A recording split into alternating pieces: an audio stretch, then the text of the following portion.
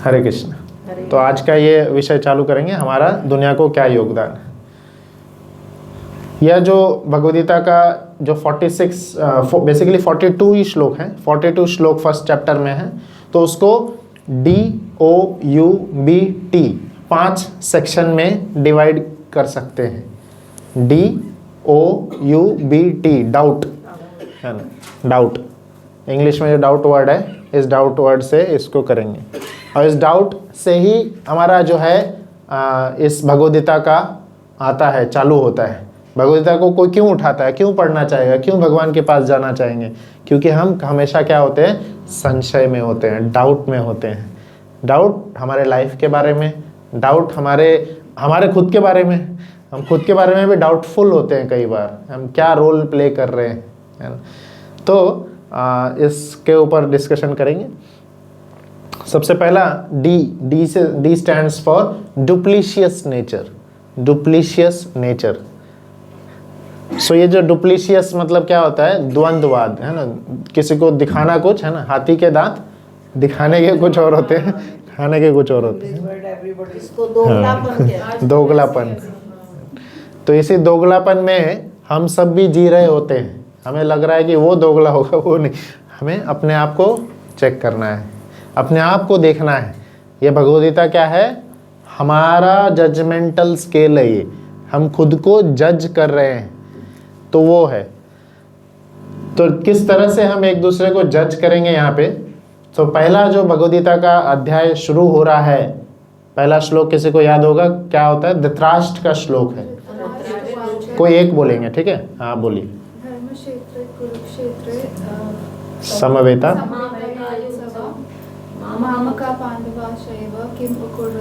Very good, very good. हरे कृष्णा। तो धृतराष्ट्र उवाच, है ना। धृत मतलब पकड़ के बैठना, राष्ट्र मतलब राष्ट्र की जो गद्दी है, पकड़ के बैठा हुआ है वो। कितने समय से पकड़ा हुआ था उसके, जब वो प्रकट हुआ, पैदा हुए, तभी उस समय से क्या हो गए थे, ब्लाइंड हो गए थे।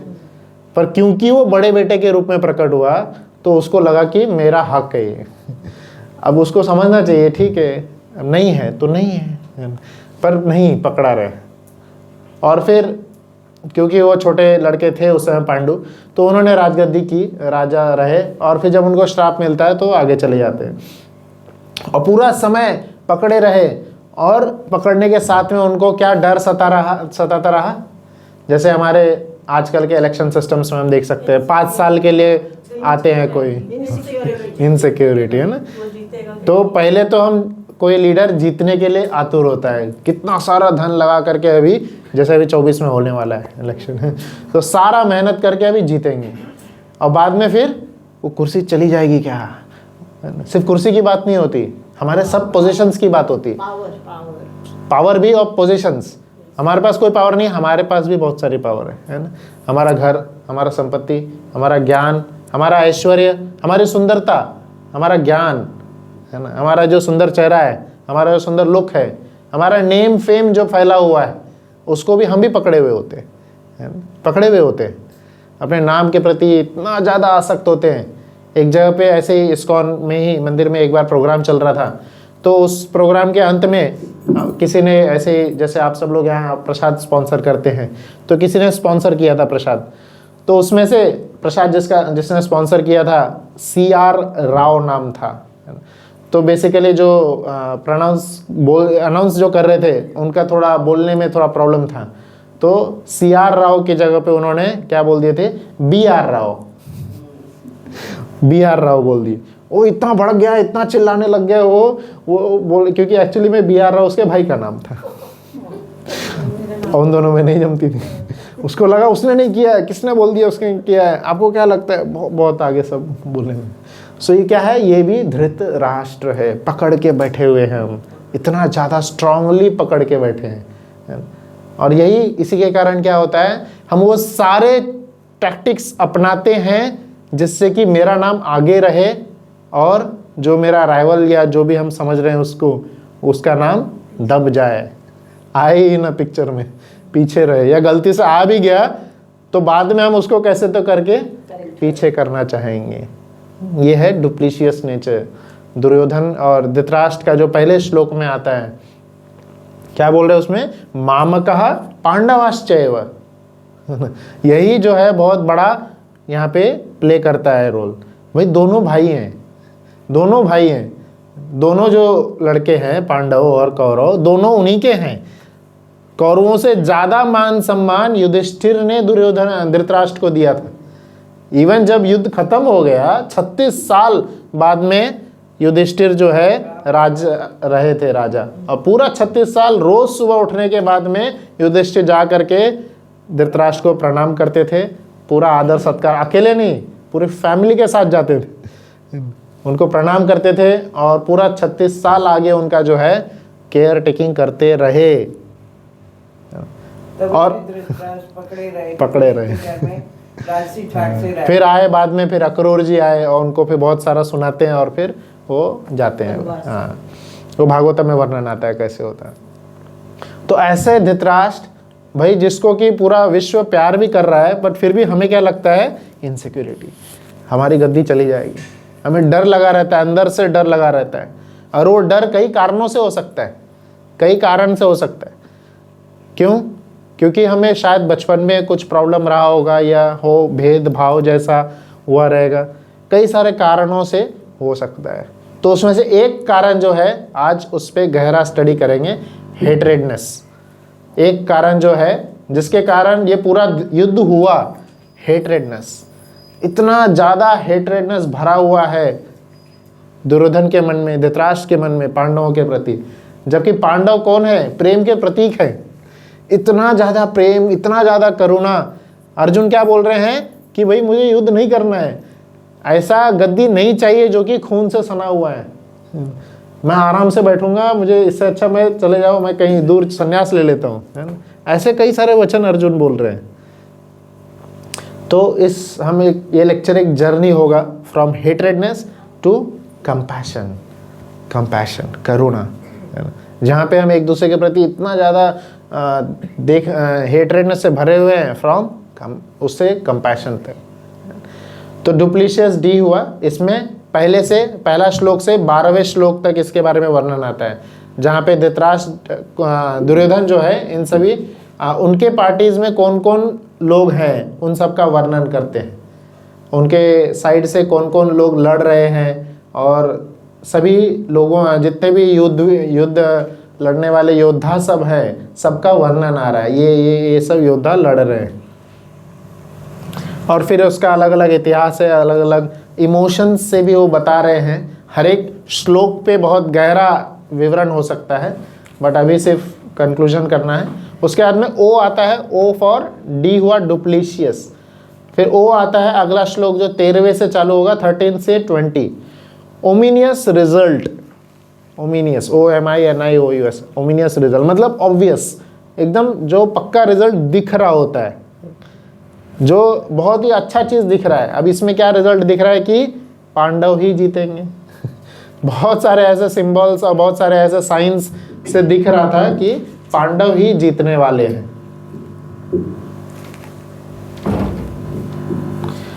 तो उसी को यहाँ पे चर्चा कर रहे हैं कि क्या क्या रिजल्ट वहाँ पे दिखेगा।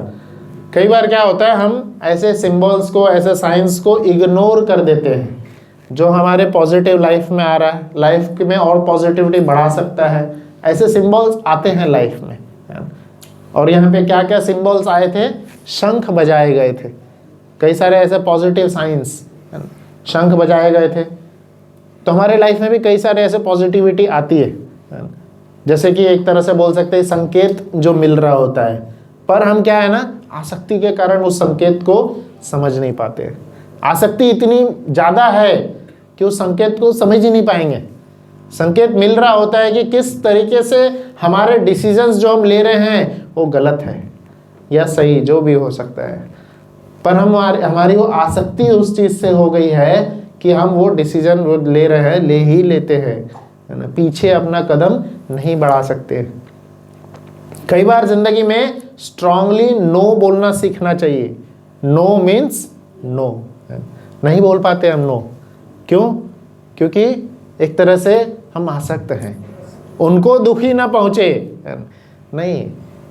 कई बार हमें क्या होना पड़ता है, जैसे आप लोग में से फ्लाइट में कौन ट्रैवल किए? सब किए ही है ना। फ्लाइट में जैसे ही हम बैठते हैं पहला अनाउंसमेंट क्या किया जाता है? सीट बेल्ट पहन लें, है ना। और फिर उसके बाद में मास्क लगा लें, और मास्क लगाते हुए बहुत इंपॉर्टेंट वो अनाउंसमेंट बोलते हैं, क्या? है ना, पड़ोसियों को मदद करने की बजाय, उन पे प्यार जताने की बजाय, है ना, ठीक है आप बहुत अच्छे हैं, पर पहले खुद बचिए, खुद मास्क लगा लीजिए, फिर जाकर के सबको करते रहिए। और सबको करने के लिए वहाँ पे उनके रहते हैं लोग, ठीक है ना, उनके असिस्टेंट्स जो भी बोल सकेंगे, है ना, वो सब रहते हैं। तो पहले खुद को बचाना है हमें। ज़िंदगी में सेल्फिश होना पड़ेगा। किसके लिए? भौतिक ज़िंदगी तो उसकी बात नहीं कर रहा, वो आप डिसाइड करिए।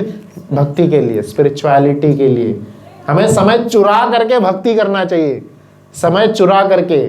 श्रील प्रभुपाद जी के लाइफ में ऐसा कई बार आता था, जैसे कि उनकी छुट्टी लगती थी, कभी कभी हमें भी छुट्टियां होती है, तो श्रील प्रभुपाद जी का हर छुट्टी में मौका होता था कि वो अपने, बच्चे ही थे वो, बचपन की बात कर रहा हूँ, कि वो अपने एरिया में कहीं रहें और बातचीत करें, पार्टी करें, इधर उधर करें। पर वो क्या करते थे कॉलेज दिन में और बचपन में, हर समय पैसे बचा करके बंगाल से, वो कलकत्ता में रहते थे, वहाँ से कहाँ आ जाते थे? जगन्नाथपुरी आते थे और रथ यात्रा देखते थे। वो रथ यात्रा में आते थे, जगन्नाथपुरी में जगन्नाथ जी का दर्शन करते थे, है ना।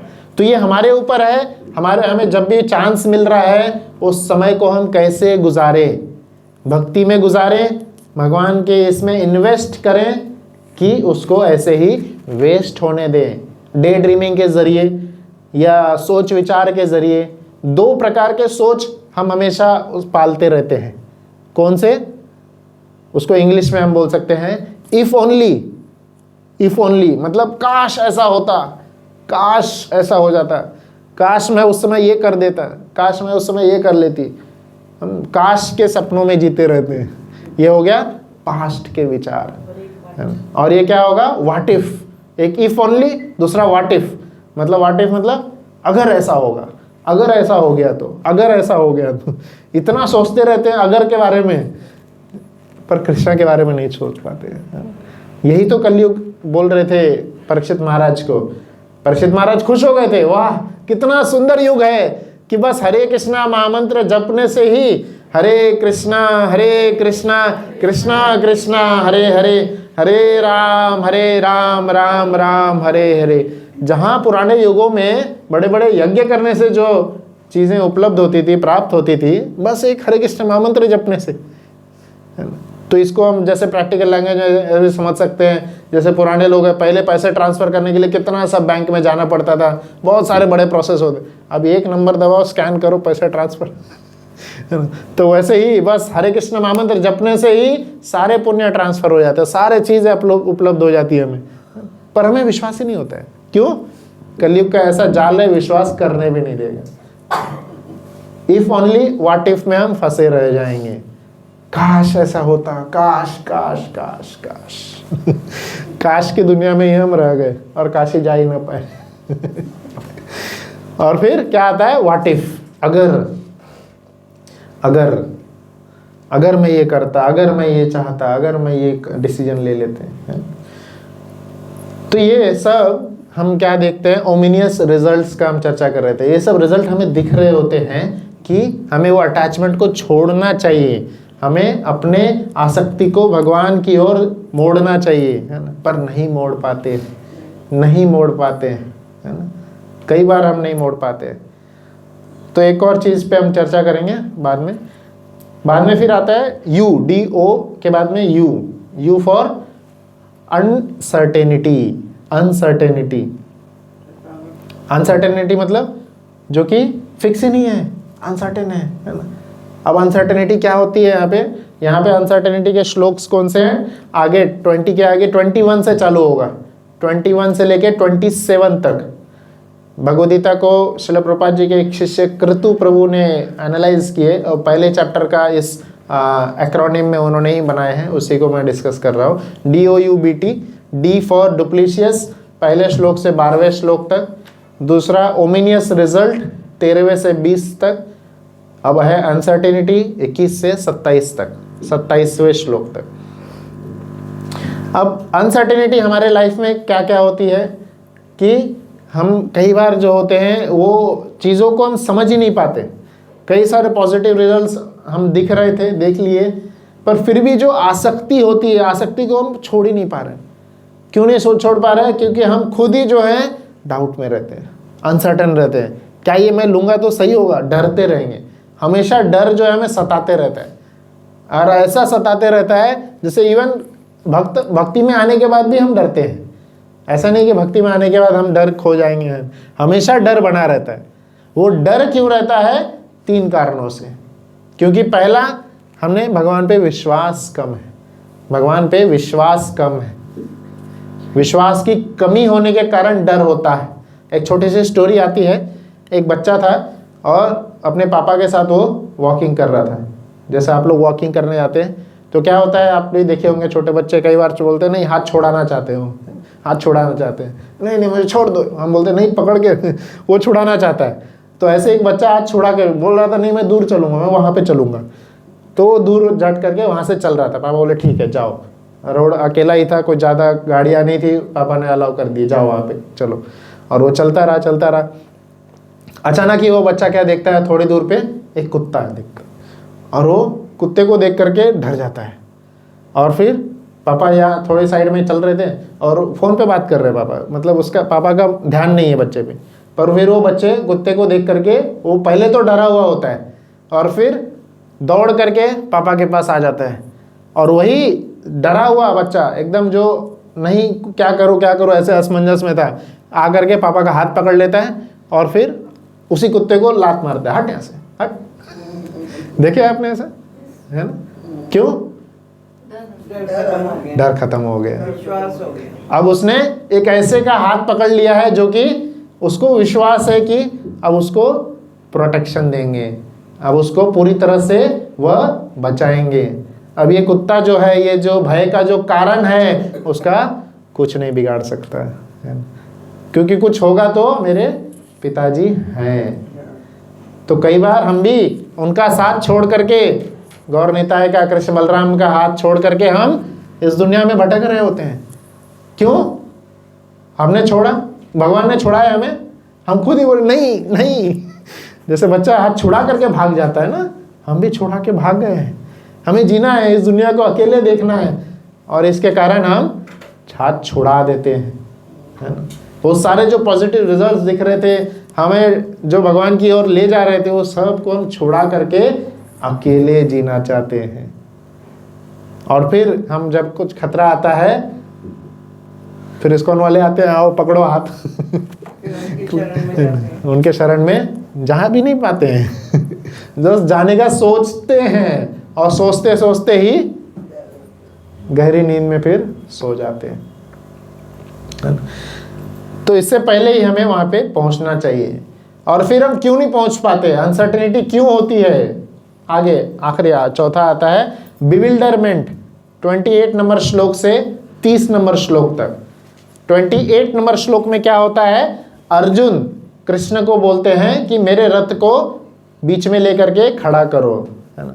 रथम स्थापितम में अच्युतः, हे अच्युत, क्योंकि आप अब अपने वचन से बद्ध है। आपने बोले थे कि मेरा रथ अब चलाएंगे। एक्चुअली अर्जुन को कृष्ण को ऑर्डर देने में थोड़ा सा हिचकिचाहट हो रही थी, क्योंकि कृष्ण इतने महान और मेरा रथ चला रहे हो, है ना? ये आजकल के ड्राइवर जैसा गाड़ी नहीं है कि BMW में बैठे हैं, आराम से शांति वाला माहौल है, ड्राइवर को बोलेंगे लेफ्ट ले लो राइट ले लो, वो सुन लेगा, या इशारा ही कर देंगे ऐसे कर देंगे, वो सुन लेगा। नहीं, वो क्या सीन चल रहा है? युद्ध चल रहा है, युद्ध। और युद्ध में हम हार्डली ब्लड, खून को देख के भी डर जाते हैं। वहां पे खून की नदियां बह रही है। खून की नदियों में क्या तैर रहा है? हाथ तैर रहे हैं कटे हुए, पैर तैर रहे हैं, सिर तैर रहा है, किसका बॉडी, है ना? ऐसे बॉडी, ऐसे में, और इतना सारे कि इधर भी बहुत सारी चीजें हो रही। नॉर्मल युद्ध नहीं था वो बहुत सारे अस्त्रों शस्त्रों का युद्ध था। ऐसे अस्त्र जो कि मंत्रों द्वारा संचालित होते थे। तो बहुत ही भयंकर युद्ध में यहाँ से एकदम सामने बैठे रहते हैं वो जो चैरियट ड्राइवर होते हैं, तो उनको सुनाई भी नहीं देता है। ऐसे केस में जो सारथी है उसको कैसे न्यूज बताया जाता है कि लेफ्ट लेना है कि राइट लेना है? हाँ, पैर से अगर लेफ्ट साइड में लात पड़ी तो मतलब लेफ्ट जाना है, राइट साइड में पड़ी मतलब राइट जाना है, और जोर से पड़ी मतलब तेजी से चला जल्दी जल्दी जाना है, और सेंटर में पड़ी मतलब सीधा जाना है। तो ऐसे हमारे प्यारे कृष्ण हैं जो कि अपने भक्तों के लात को भी खाने को वहां पे खड़े हो गए। क्यों ना ऐसे कृष्ण से कम वा दयालुम शरणम रजेत। सुखदेव गोस्वामी कह रहे हैं इनसे बड़ा दयालु कौन है जिनके शरण में मैं जाना चाहिए। कम हुआ दयालुम शरणम रजेत, है ना? जैसे कि वो बच्चा हाथ छुड़ा करके भाग गया था, हम भी छुड़ा करके इस भौतिक दुनिया में भाग रहे हैं, अभी भी भाग ही रहे हैं, नहीं आना चाहते हैं। हमें लग रहा है कि हम उस कुत्ते से अकेले लड़ लेंगे, है ना? कुत्ता कौन है? हमारी परेशानियां, हमारे दुख, हमारे दर्द जो भी।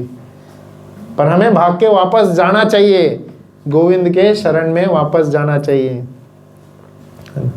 और फिर एंड में वो इसको बोलते हैं बिविल्डरमेंट। अर्जुन बिविल्डर्ड स्टेज में था, और फिर वो कृष्ण के पास जाते हैं, कृष्ण को अच्युत बोल से बुलाते हैं, हे अच्युत आप अपने वचनों से हटते नहीं हैं, अब आप मुझे क्या करिए, वहाँ पे लेके जाइए। और वहाँ पे ले जाने के बाद आगे के जो श्लोक है, अर्जुन क्या देखते हैं कि अर्जुन को अपने माता पिता दिख रहे हैं, दादा दिख रहे हैं, चाचा दिख रहे हैं, भाई दिख रहे हैं, और इन सारे सगे संबंधियों को देखने के बाद में आखिरी में क्या होता है, उनके लाइफ में टर्निंग पॉइंट आता है। आखिरी जो है T stands for turning point, D duplicitous, O ominous result, uncertainty, फिर बिविल्डरमेंट 28 से 30 श्लोक हुआ, और आखिरी में टी है टर्निंग पॉइंट 31 से 42 श्लोक तक, और ये चैप्टर फिर खत्म होगा। और इसमें अर्जुन फिर 4 कारण बताते हैं युद्ध ना करने के। 4 कारण क्या है? पहला कंपैशन, दूसरा कोई हैप्पीनेस उनको दिख नहीं रहा था, है ना? सब मारे ही जाएंगे तो मैं उसके साथ किसके साथ अपनी, जैसे बच्चा लेकर के आएगा, एक बच्चा जो है मेडल लेके आता है, मम्मी मम्मी मैं जीत गया, और मम्मी अपने काम में लगी हुई है, खाना बना रही है या कुछ कर रही है, उसकी तरफ देख भी नहीं रही, ये क्या है? फिर पापा के पास जाके बोलेगा पापा मैं जीत गया, पापा भी नहीं देख रहे उसकी तरफ, ऐसा वो रूठ जाएगा जा करके सो, है ना? हुआ है कभी किसी के साथ? नहीं हुआ पर वो फीलिंग ना बहुत ही बेकार होती है जब आपने कुछ अचीव किए और अप्रिशिएट करने वाला कोई नहीं, कोई भी नहीं, है ना? तो इससे अच्छा हार ही जाता है। क्या जरूरत है करने की, किसके लिए हम करें, वो कारण हम खो देते हैं, कारण हम खो देते हैं। और वही इसी कारण क्या होता है, कई सारे जो टॉपर स्टूडेंट्स हैं आईआईटी में जाने के बाद में ऐसा देखने को मिलता है कि वह भूल जाते हैं सब, उनकी ज़िंदगी का लक्ष्य ही खत्म हो जाता है। हम भी जो बचपन में टॉपर थे, बहुत अच्छे हमने कारनामे किए हैं, पर क्योंकि अप्रिशिएट करने वाला कोई नहीं है, ज़िंदगी में अकेले पड़ चुके हैं, तो हम कारण ही खो देते हैं। और फिर बस जो आ रहा है जैसे हो रहा है जीते चले जा रहे हैं, और फिर उसके कारण कई बार कई लोग गलत रास्ते में पड़ जाते हैं, हाँ डिप्रेशन में चले जाते हैं, ड्रग्स के शिकार हो जाते हैं। तो उस पर भी हम आगे चर्चा करेंगे, ये टर्निंग पॉइंट ये बता। तो इसलिए ये डाउट खत्म हुआ। तो ये पहला एक तरह से अध्याय का एक तरह से फुल DOUBT और 4 कारण था। तो पहला है कंपैशन, फिर नो हैप्पीनेस, और तीसरा बैड कर्मा, यह कारण बताया था अर्जुन ने, कर्मा लगेगा।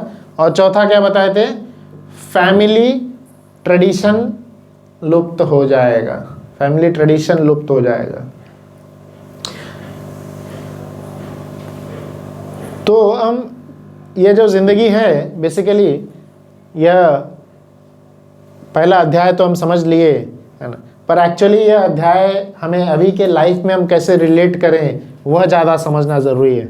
क्योंकि पहले अध्याय में सिर्फ हमें दिखाया गया कि हाँ ये सब चीज़ें हुई और अर्जुन ने इस कारण से युद्ध बंद कर दिया, पर आचार्यगण उसके पीछे का कारण हमें समझा रहे हैं।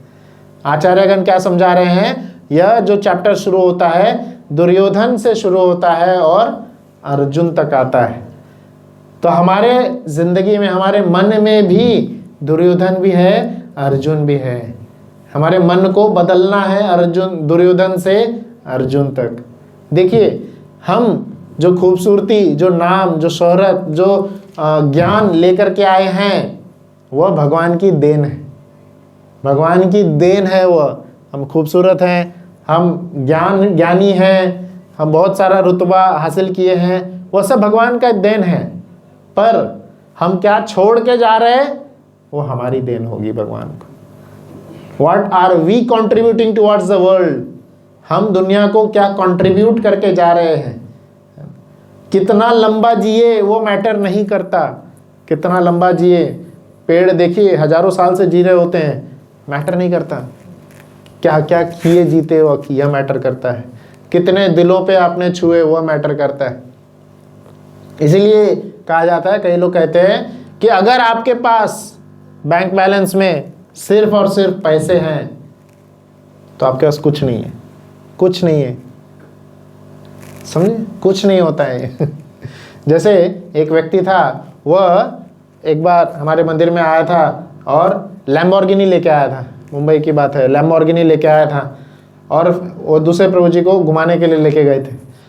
और वो लैम्बोर्गिनी से पूरा घुमाया और उसका पूजा कराया और बाद में वो प्रभु जी जिसको लेके गए थे वो सुना रहे थे मुझे, एक्चुअली वो मन से इतना डिप्रेस्ड है, इतना डिप्रेस्ड है। तो यहाँ पे हम कई सारे सुख सुविधाएं को प्राप्त कर लेते हैं पर आंतरिक सुख सुविधा को हम भुला देते हैं, आंतरिक सुख को हम भुला देते हैं। यह शास्त्र में बताया गया है, it's like polishing the cage, जो बाहर का जो केज है, जिस पिंजड़ा जो है, वो पिंजड़े को हम पॉलिश करते जा रहे हैं पर वो पिंजड़े में जो पक्षी है उसको तो भोजन ही देना भूल रहे हैं। पिंजड़े को कितना भी सजा देंगे, पक्षी को कोई भोजन नहीं देंगे ना, वो पक्षी बोलेगी क्या कर रहा है, मैं यहाँ बैठा हूँ, कुछ तो कर मेरे लिए, वो आपको बोलेगा। और बोल रहा है, कई बार बोल रहा होता है। पक्षी कौन है? आत्मा, है ना। हमारी आत्मा का भोजन जो होता है वह हमें देना चाहिए। वह क्या है? मुख्यतः शास्त्र में 3 चीजें बताई गई है। पहला, भगवान का नाम, हरे कृष्णा कृष्णा कृष्णा हरे हरे, हरे राम राम राम हरे हरे। मराठी में एक कहावत है ना, क्या वो तुकाराम महाराज बोलते हैं, जो भगवद्गीता है, भगवद्गीता का श्रवण है ना, गीता भागवत करिति श्रवण अखंड चिंतन विठोबाचे। मतलब क्या है? गीता भागवत, इसका अगर अखंड चिंतन करते रहे और हरि नाम का श्रवण करते रहे तभी विठोबा अर्थात जो कृष्ण है, विठल जी, उनको विठोबा के नाम से महाराष्ट्र में जाने जाते हैं, तो वो हमें प्राप्त होंगे, अखंड चिंतन उनका होगा। तो इसलिए भगवान का नाम, गीता भागवत का श्रवण और भगवान के रूप का दर्शन, यह 3 चीज नहीं छोड़ना चाहिए। यह 3 चीज किसी भी हालत में नहीं छोड़ना चाहिए और जहां भी मिल रहा है उसको लूट के लेना चाहिए, ग्रैब कर लेना चाहिए। क्यों ग्रैब करना चाहिए? यही हमारे कॉन्शियस माइंड में स्टोर होगा। देखिए, जन्म तो हमें मिल गया है, उसको हम बदल नहीं सकते। बदल सकते हैं? नहीं बदल सकते। जन्म, ये सारी चीज़ें जो हमारे प्रीवियस कर्मा से आती है, हम किस जगह पे जन्म लेंगे, हमारा फेस कट कैसा होगा, हमारा स्वभाव कैसा होगा, ये सारी चीज़ें हो चुकी है। उस समय हमें बहुत लोगों ने अप्रिशिएट किया, वाह कितना क्यूट दिख रहा है, कितना प्यारा है, और उस समय अप्रिसिएशन से हम फुले हुए होते हैं, एकदम स्माइल कर रहे होते हैं। और दूसरा अप्रिसिएशन कब मिलता है? डेथ के वक्त, जब कोई गुजर जाता है तब अप्रिसिएशन। जिंदगी भर हम उससे इतना कड़वापन बना रहा और जब गुजर गया तब अच्छा था, वो बहुत अच्छे काम किए थे। क्या अच्छे काम किए थे याद नहीं आ रहा, बट किए थे, कुछ तो अच्छे काम किए थे, कुछ तो अच्छे काम किए थे। बोलना नहीं चाहते ना कि क्या किया था। अच्छा नहीं तो बीच में हम अप्रिशिएट करना ही भूल जाते ना। बीच में भी अप्रिशिएट किया करिए कभी। बर्थडेज पे ही क्यों गिफ्ट देते हैं? हर रोज गिफ्ट दीजिए, हर रोज एक दूसरे से एक स्माइल तो पास करिए। एक्चुअली में एक वैष्णव अपराध है ये, एक वैष्णव अपराध बताया गया है कि अगर एक वैष्णव को देख करके हम स्माइल नहीं कर रहे हैं, एक अपराध बताया गया है। हर वैष्णव को देख करके एटलीस्ट स्माइल करना चाहिए। जैसे कि आप किसी होटल में जाएंगे, रिसेप्शनिस्ट वहाँ खड़ी होती है ना, उसके मुख पे क्या होता है? प्लास्टिक स्माइल उसको बोलते हैं। अंदर उसके कितना भी कड़वापन रहेगा, आइए सर आपका स्वागत है, बैठिए। अंदर वो सोच रही होगी क्यों आए, मेरा लंच का समय हो रहा था। जो भी है ना। पर एटलीस्ट वो स्माइल तो रखिए, सामने वाले स्माइल के देख करके हमारा तो कुछ चिंता खत्म हो जाता। चलो कोई तो खुश है हमें देखने से, कोई तो खुश है, किसी को तो आज मैंने खुश किया है। तो डेथ भी हमें उस समय भी सब लोग ग्लोरीफाई करते हैं, वो भी हमारा फिक्स नहीं है कब होगा, जो भी मतलब वो भी फिक्स ही है, पर अभी हम अनसर्टेन है। हम क्या चेंज कर सकते हैं, हमारे हाथ में क्या है। बी फॉर बर्थ हमारे हाथ में नहीं है, डी फॉर डेथ हाथ में नहीं है, क्या है सी। स्टार्टिंग में बीच में जो सी आता है, C stands for many things, C stands for choices, C stands for consciousness, चेतना। चेतना हम कैसा डेवलप कर रहे हैं, चेतना हम कैसा डेवलप कर रहे हैं उसके ऊपर है। जैसे कोई विग्रह को देखते हैं, कोई भी मंदिर आते हैं, विग्रह को देखते हैं तो कई सारी चेतनाएं होती है मंदिर में, हर एक के मन में। कोई आकर के देखता है, जो बिजनेस माइंड वाला होता है, बोलता है कि बहुत अच्छा सजा के रखे हैं, बहुत पैसा इन्वेस्ट करते हैं, इस्कॉन वाले पैसा बाहर भेजते हैं, ऐसे ही बाहर कमाते हैं लोग। ऐसा चेतना। और दूसरा कोई जो नास्तिक रहेंगे वो क्या चेतना रखते हैं कि अरे ये क्या मूर्ति पूजा कर रहे हैं ये लोग हैं, आके यहाँ पे ऐसे सिर, इधर थोड़ी कुछ होता है, इससे अच्छा बाहर गरीबों को दो। किसी की ये चेतना है। और किसी की चेतना क्या है कि बहुत बहुत धन्यवाद दे रहे होते हैं भगवान जी को, अपने अपने जो भी उनके जीवन में हुआ है, अभी तक के बिताए हुए हर पल के लिए वो धन्यवाद दे रहे होते हैं, क्योंकि वो जिंदगी को जी रहे हैं, हर छोटे छोटे चीज में खुशियां ढूंढ रहे हैं। भले ही दुख वाले समय है ना, पर खुशियां ढूंढ रहे होते हैं। जैसे कोई आपको कोई चीज ला के देता है तो ये नहीं हाँ ये क्या ला के दिया, चल हटा, ला के दिया, एटलीस्ट खुश रहिए। उसने वो चीज लाने से पहले क्या सोचा होगा उसके लिए, वो लाने से के लिए उसने क्या क्या चीज सोच के लाया होगा, और या लाई होगी, जो भी उसने वो सोचा, या उसका अप्रिशिएट कर सकते हैं। कई सारे ऐसे ऐसे छोटी छोटी खुशियों के जरिए ही हम अपने जिंदगी में क्या कर सकते हैं, चेंजेस कर सकते हैं। इसके पीछे भी बहुत सारी प्लान्ड चीजें हैं, है ना। वो ऑपरेट करके रखा दिया गया था, नहीं तो ओवरफ्लो हो जाता, बहुत सारे प्रॉब्लम्स होते हैं। सो कई बार छोटी छोटी डिस्टर्बेंसेस हो जाने के कारण हम डिस्टर्ब हो जाते हैं, ये क्या इरिटेटिंग ना। पर हमें खुश रहना चाहिए, खुश रहना हमारी चॉइस है, हमारी चॉइस है।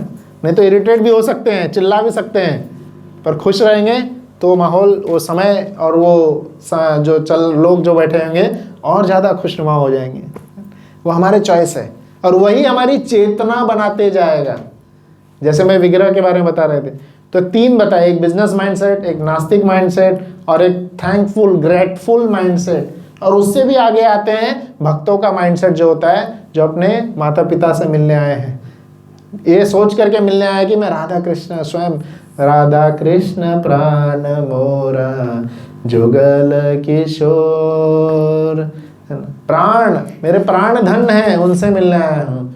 पूछते हैं आके भगवान से, आज आपने कुछ खाए, आपका मुकुट बहुत सुंदर लग रहा है, आपका मुरली जो आपने पकड़े हैं कितना सुंदर लग रहा है, क्या धोती लहरा रहा है आपका, राधा रानी कितना सुंदर फूल पकड़ी है आपको दे रही है, मुझे भी एक फूल देना चाहिए आपको, मैं भी आपके लिए फल लाया, छोटा सा फल स्वीकार करिए। तो ऐसी सब जो भावनाएं आती है, ये चेतना है, ये धीरे धीरे चेंज हो, यही हमें डेवलप करना है। सी फॉर कॉन्शियसनेस। और अंत में आता है सी, ये सब, ये जो कॉन्शियसनेस है, ये जो चेतना है, ये डेवलप कैसे होगी, ये हमारे रूट्स पे डिपेंड करता है। कैसे होगी ये चेतना डेवलप, रूट्स क्या है, हमारे जड़ क्या है। जैसे कोई भी आप वृक्ष को देखेंगे, पेड़ को देखेंगे, तो पेड़ में 3 चीज होती है, एक जड़ होता है, और ट्रंक होता है, और तीसरा क्या होता है, क्राउन, मतलब उसके फल फूल, है ना, ये सब चीजें। तो जड़ें जो होती है वह दिखती नहीं है, पर जड़ों के कारण ही पूरा पेड़ जो है टिका हुआ है। पूरा पेड़ में जितनी भी संचार हो रही है, जो पानी वो नीचे से खींच रहा है, जो फल बन रहा है, वो जड़ों से ही संचारित हो रहा है। तो जड़ें हमें नहीं दिखती है। तो वही हमें जिंदगी में इससे बहुत बड़ी सीख मिलती है, क्या कि हमारे जीवन में हमें किसके ऊपर वर्कआउट करना चाहिए, जड़ों के ऊपर, जो दिखती नहीं है। क्योंकि जिस पेड़ की जड़ें जितनी ज़्यादा मजबूत होंगी वही ज़्यादा समय तक रहेगा और वही और लोगों को भी आकर्षित करेगा, है ना? और लोगों को भी अपने ओर लाएगा। तो we have to work upon unseen things, जो दिखती नहीं है उसके ऊपर हमें वर्कआउट करना चाहिए। उससे क्या होगा, जो दिख रही है ना वो और सुंदर दिखेगी, जो दिख रही होती है वो और ज़्यादा ही हसीन दिखेगी, बहुत ही ज़्यादा प्यारी दिखेगी। और क्या होती है वो जड़ें जो कि हम नहीं देख पाते हैं, जिसके ऊपर हमें वर्कआउट करना चाहिए, वह है हमारा स्वभाव। और उसके ऊपर बेसिकली चर्चा करेंगे कुछ और जो भी समय बचा है, हेट्रेडनेस, यह जो स्वभाव होता है। तो यह जो द्वेषी है, द्वेषपना जो है, हेट्रेडनेस, ये आता क्यों है मन में, इसके पीछे का हम साइकोलॉजी थोड़ा सा समझते हैं, है ना। जैसे बचपन से जो दुर्योधन के ऊपर हुआ, है ना, बचपन से वह चाहता था, और धृतराष्ट्र भी यह चाहते थे क्या, कि मेरे बच्चे राज्य करें। दुर्योधन क्या चाहता था, मैं राजा बनूं, मैं सबसे ज़्यादा शक्तिशाली रहूं। और कितना भी वो मेहनत करता था, कितना भी पुशअप्स मार के आता था, कितना पुलअप्स मार के आता था, डंबल्स उठा करके कितना बॉडी बना के आता था, और देखता था कि भीम जो है ऐसे ही सबकी धज्जियाँ बना रहा है। उन सब में क्या होता था, कबड्डी मैच होती थी, कबड्डी खेलते थे वो लोग, और दुर्योधन और ये लोग आते थे, किसी को आउट नहीं कर पाते थे, इधर से चले जाते थे। और भीम अकेले आता था, 50-60 को उठा के लेके आता था। कई सारे लोग, कोई उसको पैर से पकड़ रहे, कोई इसको सिर से पकड़ रहे, सब लोग उसके ऊपर चढ़ जाते थे, और भीम सबको लेकर के आराम से हंसते खेलते इधर आ जाता था। और फिर कभी कभी जब दुर्योधन पार्टी एकदम खेलने जाते थे, गार्डन में खेल रहे हैं आम के बगीचे में, तो कोई आम के तोड़ने के लिए ऊपर चढ़ गए हैं, आम तोड़ रहे हैं, और भीम आता था, पूरे झाड़ को ऐसे ऐसे हिला देता था, सब गिर जाते थे जितने भी ऊपर चढ़े हुए। और ऐसे मतलब भीम इतना ज़्यादा शक्तिशाली था, और उसके शक्ति को, और फिर अर्जुन के कुशलता को, युधिष्ठिर के दिमाग को, ये सब को देख करके बचपन से ही एक भेद जो है वो दुर्योधन के मन में आने लगा था। तो ये द्वेषपना क्यों आता है, भेद के कारण, डिफरेंस हम देखते हैं। 4 कारण देखेंगे हम, द्वेष क्यों आता है मन में। पहला है भेद के कारण, हम भेद देखते हैं, अरे वो मुझसे ज़्यादा शक्तिशाली है, उसके पास बड़ा घर है, मैं कितना भी मेहनत कर रहा हूँ वो इतना जल्दी आगे चला जाता है, कितना भी मैं पढ़ के आता हूँ यार वो हमेशा ही टॉप मारता है, हमेशा ही कंपैरिजन, है ना। तो जो भेद एक दूसरे में हम देखते हैं, ये हमारे अंदर के द्वेष को बढ़ाते जाता है, बढ़ाते जाता है। एक बार मैं एक पुलिस ऑफिसर से मिला था, तो पुलिस ऑफिसर मुझसे वो पूछ रहा था, वो उसका एक इमीडिएटली उसका केस आया था, तो मुझसे पूछ रहा था, मैं ट्रेन में बुक डिस्ट्रीब्यूशन हम कर रहे थे, भगवद गीता बांट रहे थे, उस समय मिला था उससे। तो मुझसे बोला, स्वामी जी बैठिए, थोड़ा एक बात करनी थी, मेरे पास एक केस आया है, उसके बारे में आप थोड़ा बताइए, ऐसा क्यों हुआ है, ऐसा। वो क्या केस था, एक बच्चे का केस आया था, वो बच्चे ने दूसरे बच्चे का मर्डर कर दिया था, और उससे पूछेगा, उसने पूछा, पकड़ा गया था, जैसा कोई भागा भी नहीं, आराम। और क्यों मर्डर किया था उसके, क्योंकि पिछले होली को इसने, जो जिसका मर्डर हुआ था, उस बच्चे ने इसको बहुत बड़ा इंसल्ट किया था, बहुत खरा खोटे सुना दिया था, और बहुत कुछ इसके बीच में वाद विवाद हो गया था। और ये पिछले होली से ठान के बैठा था, अगले होली में उसको मज़ा चखाऊंगा, मज़ा चखाऊंगा। और मज़ा चखाते चखाते जो है वो एक्सीडेंट हो गया वो, और फिर वो पकड़ा गया, और वो जुवेनाइल में है। आज ऐसे कई सारे बच्चे जो हैं जुवेनाइल क्राइम हाउस में हैं, ड्रग्स ले रहे हैं, है ना। वो क्यों, क्योंकि उनके मन में वो भेद चलते आ रहा है, वो सांत्वना देने के लिए कोई नहीं है। वो क्यों हो जाता है, ये समाज के कारण, हमारे कारण ही हम वो भेद फैला रहे हैं, है ना।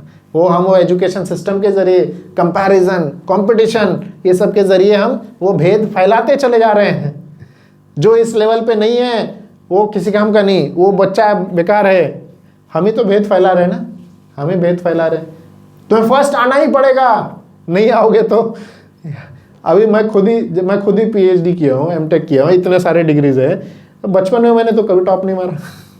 क्या ही फर्क पड़ता है, क्या ही फर्क पड़ता है, फर्क पड़ता है। आप सब भी 9वीं 10वीं 11वीं में 1-2 रैंक पीछे आ गए होंगे, आपको फर्क पड़ रहा है अभी। 10वीं में साइंस में 1 मार्क कम मिल गया, भले ही आपके पेरेंट्स ने उस समय डांटे होंगे, बट अभी की ज़िंदगी में आपको फ़र्क पड़ रहा है क्या? तो जब हम समझ रहे हैं कि छोटे छोटे मार्क्स कम आ जाने से कुछ फर्क नहीं पड़ता है, क्यों हम उधर प्रेशर क्रिएट कर रहे हैं? कुछ नहीं होगा, कुछ नहीं फर्क पड़ेगा, टॉप नहीं भी मारा, जिंदगी खुशी से जीना आना चाहिए, भगवान का गुणगान करना आना चाहिए, है ना? हरे कृष्णा कृष्णा कृष्णा हरे हरे, हरे राम राम राम हरे हरे। ये जो भेद हम क्रिएट करते जाते हैं, हमें तो कुछ नहीं लगता, हम बोल देते हैं फर्स्ट आओ, बट उसके मन में जो है बहुत बड़ा एक इम्प्रेशन क्रिएट करते चले जा रहा है, और बहुत बड़ा इम्प्रेशन होगा, और वो पता नहीं हमें किस रूप में वो सामने आएगा। वो बच्चे की कहानी हम जानते ही हैं, जैसे वो बच्चा था, बहुत सारी चोरियां करता था, पकड़ा गया, और फिर बाद में वो क्या बोल रहा था, कोर्ट ने बोले कि आप आखिरी विश क्या है, बोले कि मैं अपनी मम्मी से मिलना चाहता हूँ, और उसके कान में वो काट देता है, क्यों? आपने पहली गलती पे मुझे क्यों नहीं रोके? तो इसलिए वो इम्प्रेशन क्रिएट होते जाता है भेद के कारण, कंपैरिजन के कारण। और दूसरा द्वेष क्यों आता है सबके कारण? दूसरा द्वेष नेम फेम के कारण। हमारा जो नेम फेम है, नाम शोहरत इतना बढ़ जाता है। दुर्योधन को राज गद्दी मिल गई थी, वो जैसे उन्होंने पांडवों को भेज दिए थे, अब बाद में फिर पता चला, उनको क्या लग रहा था, 1 साल जो अज्ञातवास है, क्या साइकिल वो सोचे थे, अज्ञातवास में इनको ढूंढ लेंगे और फिर से 12 साल का कर देंगे, इसके कारण वो लोग उधर ही पड़े रहेंगे।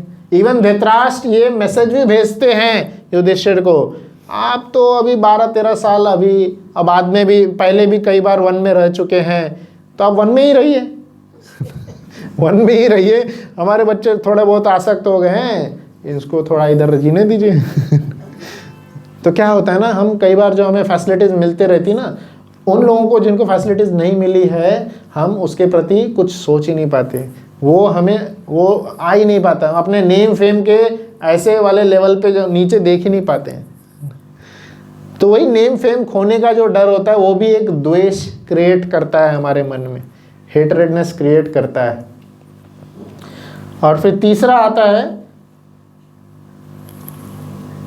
Challenges to our identity.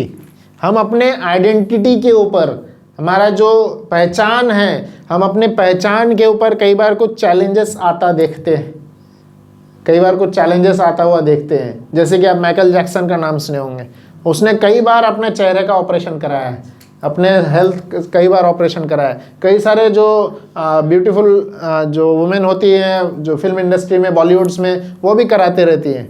क्यों? उनको अपने लुक के खोने का डर होता है। माइकल जैक्सन को भी यही खोने का डर था। तो उसके कारण क्या है, उनको क्या लगता है कि मेरी आइडेंटिटी ख़त्म हो जाएगी, मैं क्या कैसे जी पाऊँगा उसके बगैर। तो ये जो कंपटीशन है, इसके कारण ही द्वेष हमें हमेशा सताते रहता है। और दूसरा और फाइनल जो हम कारण बोल सकते हैं, वह एक तरह से क्या है, पॉलिटिक्स में भी जो आता है, हमारा रुतबा, नेम फेम में वो कवर हो जाएगा, रुतबा है। तो ये सब के कारण क्या होता है कि हम अपना द्वेषपना हम बढ़ते चले जाता है, और हेट्रेडनेस हम कंट्रोल नहीं कर पाते हैं। ठीक है, अब इसको कंट्रोल कैसे करें? ये द्वेष बढ़ते जा रहा है, और ये कहाँ जाता है? ये हमारे मन में, हमारे सबकॉन्शियस माइंड में वो एक साइकिल क्रिएट कर देता है, स्टोर हो जाता है, वो हमारे सबकॉन्शियस माइंड में वह स्टोर हो जाता है। और एक और चीज़ होती है, उसके कारण वो सारे थॉट्स जो हैं, वो सारे विचार जो हमारे मन में आ रहे होते हैं, वो रिपीट होते रहते, बार बार आते रहते वो विचार। उसने मेरे साथ ऐसा किया।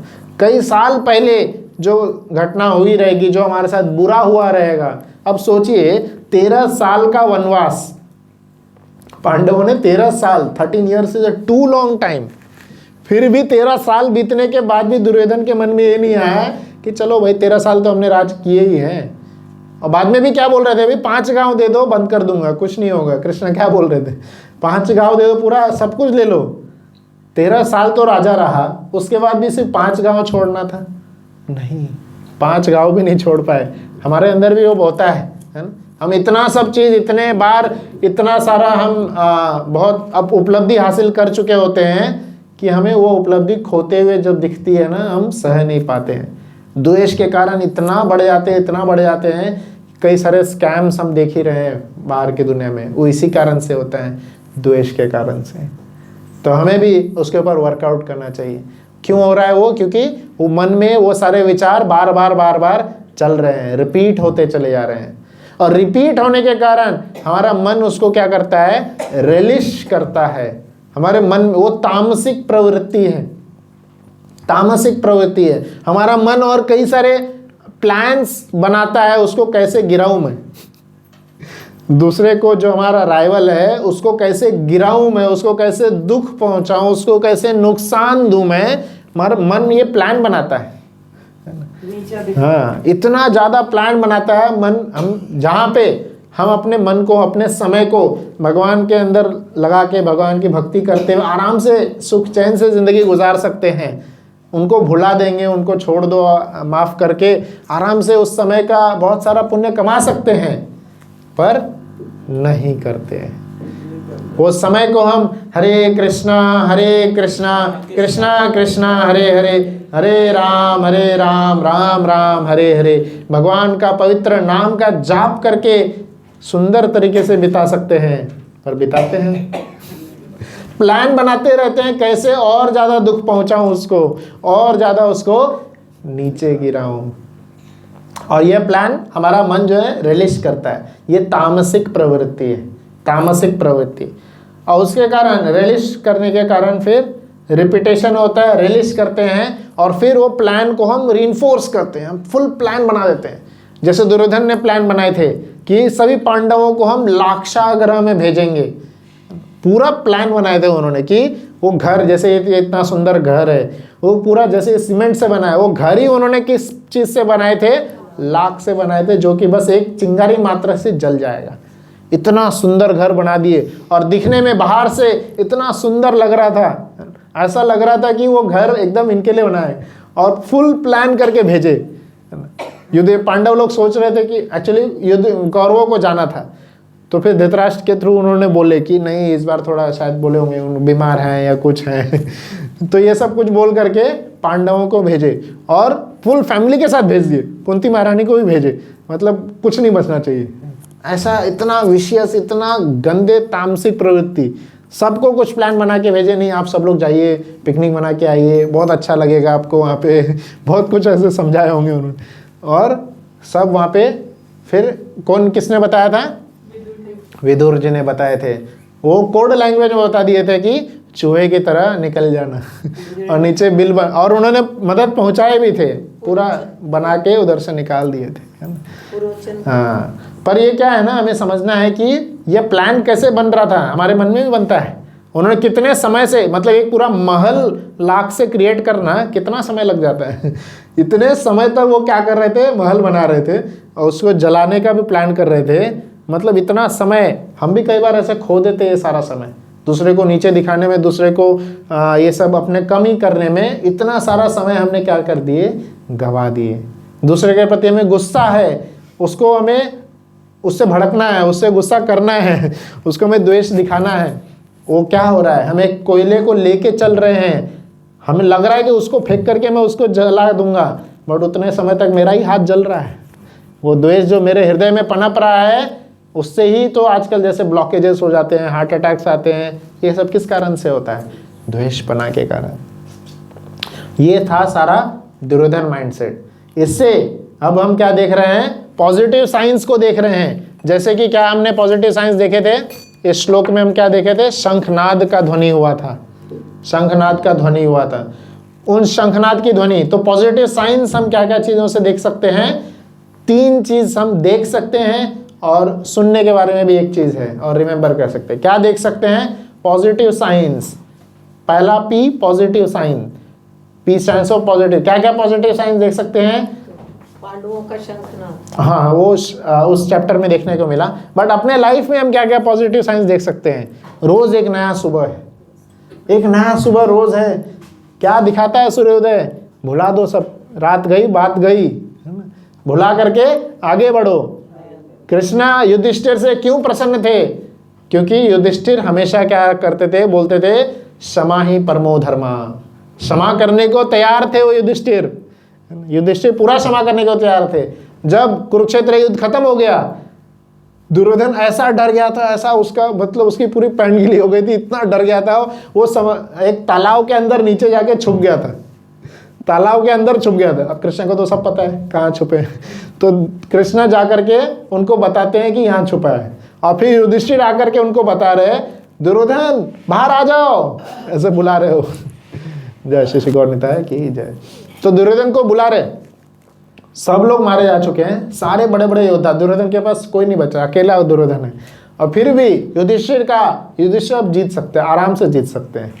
फिर भी युधिष्ठिर का आप क्षमा का नेचर देखिए। युधिष्ठिर क्या बोल रहे हैं, दुर्योधन को बोल रहे हैं, दुर्योधन बाहर आ जाओ, आप हम पांडवों में से किसी को भी मल्ल युद्ध के लिए किसी एक को भी लड़ने के लिए बुला लो, किसी एक को भी अगर आप हरा दिए हम हार स्वीकार कर लेंगे और चले जाएंगे, आप ही जीते, पर ऐसे अंदर मत रहो, बाहर आओ।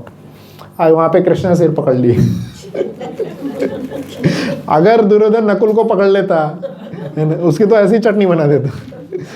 नकुल, युधिष्ठिर और सहदेव, वो दोनों तो किसी कंपैरिजन में नहीं है। कृष्णा बोलने लगे क्या ये, मतलब इस स्वभाव से आकर्षित हो गए कृष्णा, है ना। कितने सुंदर भक्त हैं। क्षमा, इतना बड़ा युद्ध हो गया, इतना सब नुकसान, इतना सब के बाद भी युधिष्ठिर क्या बोल रहे, कोई नहीं, आओ फिर से सेटल कर लेते हैं, है ना।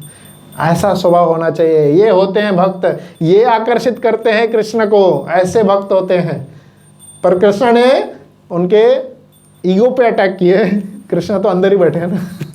कृष्णा क्या बोल रहे हैं, इन लोगों से, नकुल सहदेव से मैं क्या लड़ूंगा, अर्जुन तो मेरा छोटा भाई है, उससे नहीं, भीम से लड़ूंगा। आओ भी मूर्ख है, भीम से लड़ने के। और वहां पे वो फिर आगे अलग टॉपिक है, भीम से कैसे लड़े और क्या है। पर फिर क्या है, मैं किस पे बात कर रहा था, क्षमा पे। अर्जुन, युधिष्ठिर कितना ज्यादा क्षमा की मूर्ति है वो, है ना। और फिर यह हम क्या, ये सब पॉजिटिव साइंस देख सकते हैं। सुबह मैंने बताया, एक नई सुबह आती है, नया शुरुआत हम कर सकते हैं। और दूसरा, किसी प्यारे का चेहरा देख करके, जब हम किसी से प्यार करते हैं, किसी को एकदम चाहते हैं, तो उसका जब हम चेहरा देखते हैं, किसी को नहीं, बस अपने माता पिता का, अपने किसी का जब हम चेहरा देखेंगे, तो उसके लिए क्या वो सोचेगा मेरे बारे में, या सोच के भी हम उसको भुला सकते हैं, चीज़ों को गिव अप कर सकते हैं, जाने दो, है ना, क्या वो सोचेंगे।